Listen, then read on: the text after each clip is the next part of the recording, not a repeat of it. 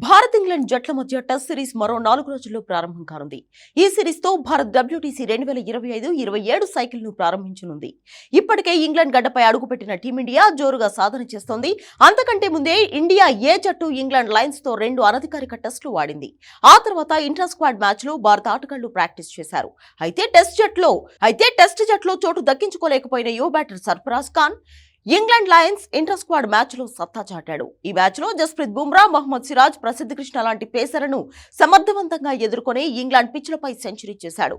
76 బంతుల్లోనే 3 అంకెల మార్కును అందుకుని ఔరా అనిపించాడు. ఈ నేపథ్యంలో టీమిండియా మాజీ క్రికెటర్ ఆకాష్ చోప్రా సర్ఫరాజ్ ను ఉద్దేశించి కీలక వ్యాఖ్యలు చేశాడు. ఏం తప్పు చేశాడని అతన్ని టెస్ట్ జట్టు నుంచి తప్పించారని వ్యాఖ్యానించాడు. నమ్మకం లేనప్పుడు ఇండియా ఏ జట్టు కోసం ఎందుకు ఎంపిక చేశారని సెలెక్టర్లను ప్రశ్నించాడు. సర్ఫరాజ్ ఖాన్ ప్రస్తుతం అద్భుతమైన ఫామ్ లో ఉన్నాడని, ఇప్పటి వరకు అతను ఎలాంటి తప్పిదం చేయలేదని అన్నాడు.